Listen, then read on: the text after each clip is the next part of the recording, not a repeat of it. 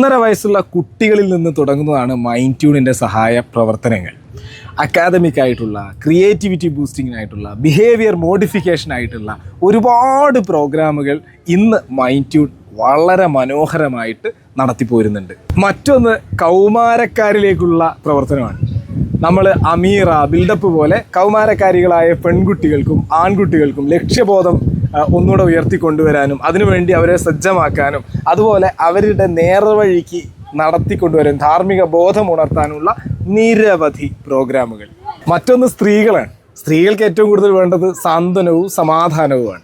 തീർച്ചയായിട്ടും അതിനുവേണ്ടിയും നിരവധി പ്രോഗ്രാമുകളുണ്ട് മൈൻഡ് ട്യൂണിൽ. അതോടൊപ്പം മറ്റൊന്ന് അവർക്ക് സാമ്പത്തികമായി വളർച്ച ഉണ്ടാവരും, എന്തെങ്കിലുമൊക്കെ ജോലി ചെയ്യണം എന്ന് ആഗ്രഹിക്കുന്നവർക്കും ജോലി കൂടെ നൽകുന്നു മൈൻഡ് ട്യൂൺ എജുല. ജോലി ചെയ്യുക മാത്രമല്ല, അല്ലെങ്കിൽ ജോലി നൽകുക മാത്രമല്ല, ജോലിക്ക് വേണ്ടുന്ന ട്രെയിനിങ്ങും കൂടെ മൈൻഡ് ട്യൂൺ എജുല പ്രൊവൈഡ് ചെയ്യുന്നുണ്ട്.